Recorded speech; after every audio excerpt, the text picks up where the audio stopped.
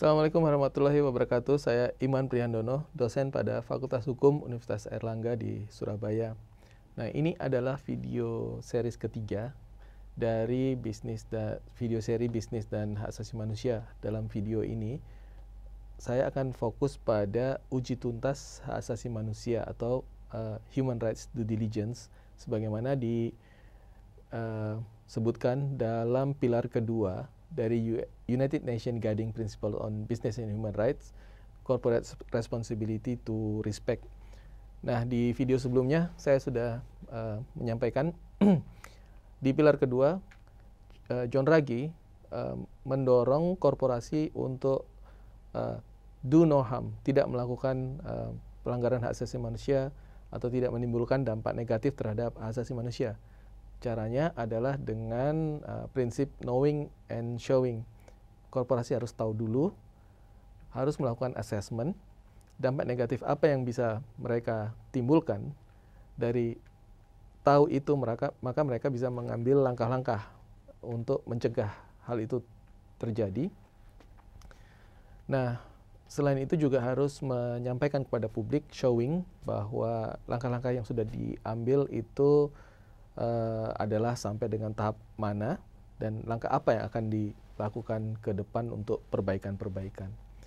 Kita tahu bahwa perusahaan dapat menimbulkan dampak negatif pada banyak spektrum hak asasi manusia, pekerja anak misalnya, kerja paksa atau forced labor, kondisi pekerjaan yang layak, kesehatan dan keselamatan kerja, atau hak untuk berserikat, itu hak untuk pekerja untuk menyampaikan pendapat dan lain-lain. Hak atas lingkungan yang bersih, yang sehat, itu juga sudah dikonfirmasi di terakhir oleh Dewan Hak Asasi Manusia bahwa hak atas kesehatan adalah hak atas lingkungan adalah hak bagian dari hak asasi manusia dan lain-lain. Nah, korporasi dapat menimbulkan dampak negatif bagi spektrum HAM yang sangat luas. Bahkan beberapa ahli menyampaikan bahwa korporasi dapat juga berkontribusi terhadap pelanggaran HAM yang berat atau grave human rights violations. Nah, untuk mencegah itu semua, maka UNGPs menyediakan panduan mengenai bagaimana korporasi seharusnya dapat dapat melakukan do no harm itu atau menghindari berdampak negatif. Yang pertama, ada 6 proses setidaknya dalam human rights due diligence. Yang pertama adalah korporasi harus memiliki policy commitment. Yang kedua, mengakses dampak negatif. Yang ketiga, melakukan langkah-langkah untuk menghentikan bila dampak negatif itu sudah terjadi atau mencegah supaya dampak negatif itu tidak terjadi. Dan bila sudah terjadi, maka mengambil mitigasi, langkah-langkah mitigasi. Nah, proses keempat adalah tracking performance. Jadi, untuk memastikan apakah langkah-langkah yang diambil di tahap ketiga tadi sudah sesuai dengan yang dibutuhkan oleh masyarakat atau korban. Yang kelima, to communicate. Ini yang tahap terakhir dari knowing and showing itu, yaitu showing.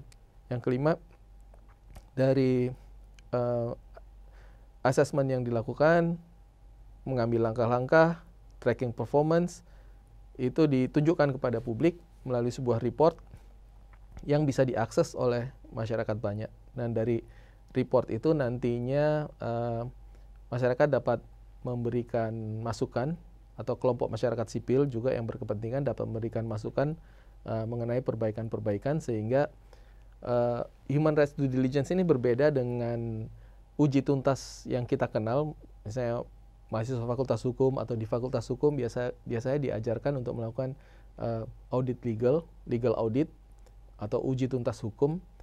Nah, berbeda dengan uji tuntas hukum, uji tuntas hak asasi manusia ini merupakan proses yang berkelanjutan. Gitu. Dia berbentuk circle dari proses 1, 2, 3 sampai communicate 5. Kenapa harus di-communicate? Karena dari communicate itu nanti dapat masukan sehingga balik lagi di proses yang pertama. Mungkin komitmennya harus diubah, gitu. Komitmen hak asasi manusianya harus fokus pada komitmen tertentu, misalnya pekerja perempuan, pekerja eliminasi pekerja anak dan lain-lain, sehingga bentuknya adalah berbentuk circle gitu, yang merupakan mekanisme perbaikan. Kata John Ruggie, ini merupakan mekanisme pembelajaran gitu, pembelajaran untuk melakukan perbaikan selanjutnya ke depan, karena itu yang didorong oleh UNGP, karena meminta korporasi untuk berubah dengan cepat itu rasanya bukan tidak mungkin, tapi juga tidak efektif. Lebih efektif untuk mendorong korporasi untuk melakukan perbaikan secara gradual.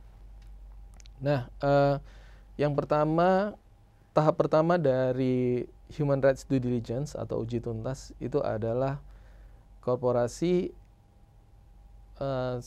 harus memiliki komitmen terhadap hak asasi manusia. Biasanya policy komitmen ini biasanya hanya satu kalimat atau dua kalimat yang menyebutkan bahwa korporasi, misalnya di Indonesia PT gitu, bahwa PT ABC mempunyai komitmen untuk menghormati hak asasi manusia berdasarkan instrumen hak asasi manusia yang diakui secara global dan instrumen yang ditetapkan oleh pemerintah untuk penghormatan terhadap hak asasi manusia.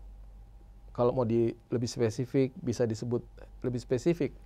Tapi adanya policy commitment ini penting, ini untuk menunjukkan bahwa perusahaan punya keinginan untuk lebih bertanggung jawab terhadap hak asasi manusia dan berkelanjutan gitu. Yang kedua, proses kedua adalah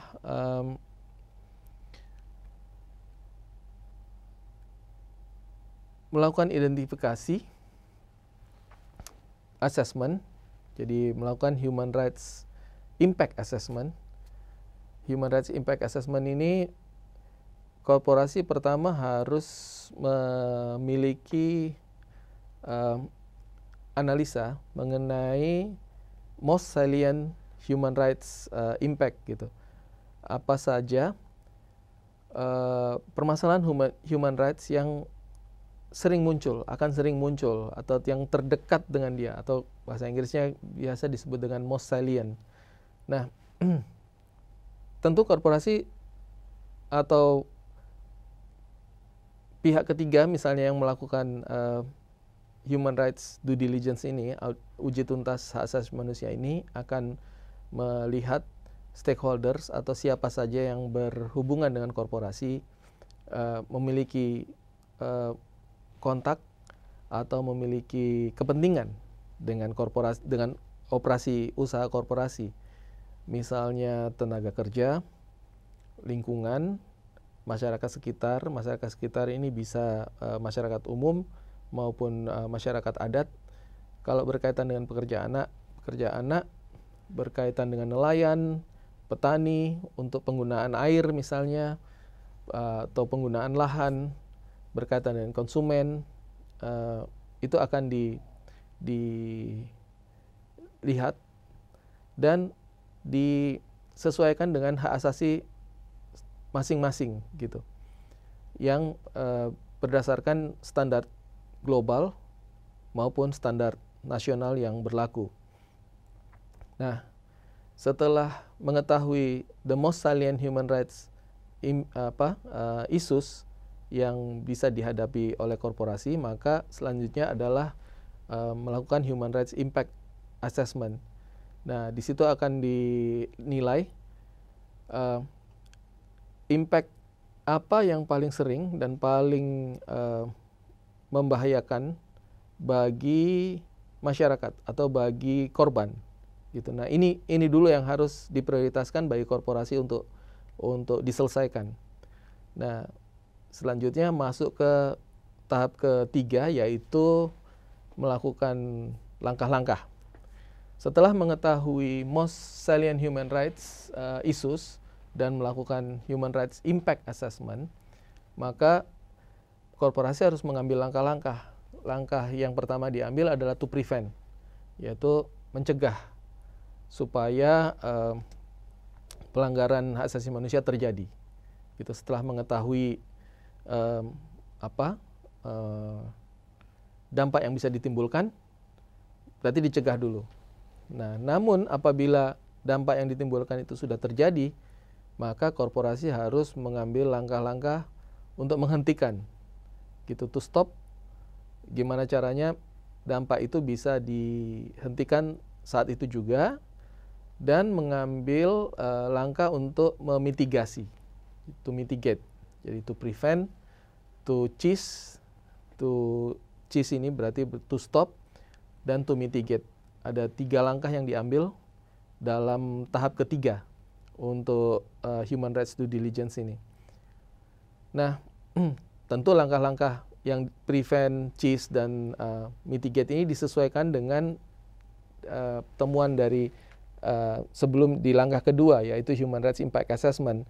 Dari Human Rights Impact Assessment itu akan munculkan skala prioritas mana dampak hak asasi manusia yang harus diselesaikan segera. Karena kalau tidak diselesaikan segera, maka dampak itu akan berjalan terus, merusak, dan menimbulkan dampak yang lebih besar bagi penghormatan pemenuhan hak asasi manusia.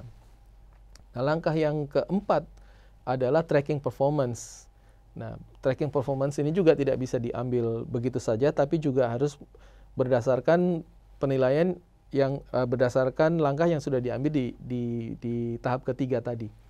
Nah, tracking performance ini untuk memastikan bahwa langkah prevent, cease, dan mitigate ini sudah sesuai untuk mencegah dampak negatif ini berlanjut terus, maupun mencegah dampak negatif ini jadi lebih besar, gitu, terhadap hak asasi manusia. Setelah tracking performance, tentu langkah yang nomor 5 adalah to communicate. Nah, ini adalah langkah yang juga tidak bisa dianggap enteng oleh korporasi, yaitu mengkomunikasikan, baik itu bisa melalui annual report, perusahaan bisa melakukan bisa di website, bisa pada conference, pada community engagement, atau paling tidak sekurang-kurangnya pada rapat umum pemegang saham tahunan misalnya. Karena itu terbuka untuk pemegang saham, dan pemegang saham baik majority maupun minority shareholders bisa tahu langkah-langkah apa yang diambil oleh korporasi dalam menangani dampak-dampak negatif yang bisa ditimbulkan terhadap hak asasi manusia. Ini juga untuk menjaga keberlanjutan perusahaan. Nah, tentu proses uji tuntas hak asasi manusia ini bukan proses yang singkat sebagaimana di video pembelajaran ini. Baik, terutama yang pada tahap kedua, yaitu melakukan assessment, Human Rights Impact Assessment. Di antara proses di situ adalah identifikasi most salient human rights impact. Nah, itu harus melibatkan banyak pihak yang berkepentingan atau disebut dengan multi stakeholders. Nah, perusahaan harus melibatkan multi stakeholders ini dalam sebuah meaningful engagement dan meaningful participation untuk mendapatkan informasi yang lengkap mengenai apa sebenarnya hak-hak asasi manusia mereka yang sudah dilanggar, atau yang potensial untuk dilanggar oleh operasi usaha korporasi. Misalnya juga harus melibatkan pekerja, konsumen, komunitas sekitar, masyarakat adat, maupun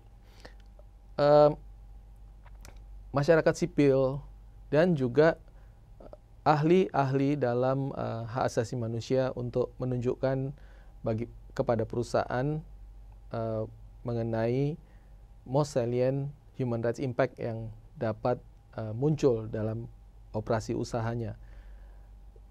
John Ruggie juga memberikan kesempatan pada human rights experts ini untuk terlibat.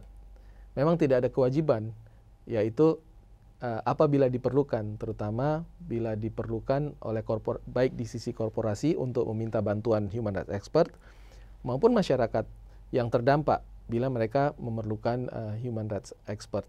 Dan itu identifikasi ini, Human Rights Impact Assessment ini bisa memerlukan waktu yang berbulan-bulan untuk mendapatkan gambaran yang utuh mengenai siapa saja korban, siapa saja stakeholder itu, dan dampak negatif apa yang bisa ditimbulkan, terutama untuk memastikan dampak-dampak apa saja yang sedang berjalan dan harus segera diambil langkah-langkah agar dampak itu tidak semakin meluas.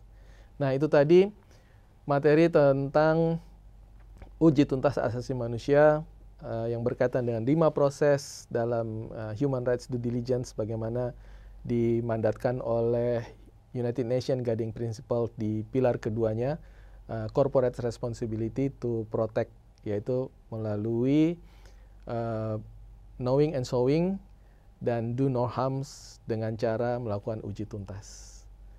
Rasanya itu yang bisa saya sampaikan. Salam dari Fakultas Hukum Universitas Airlangga. Wassalamualaikum warahmatullahi wabarakatuh.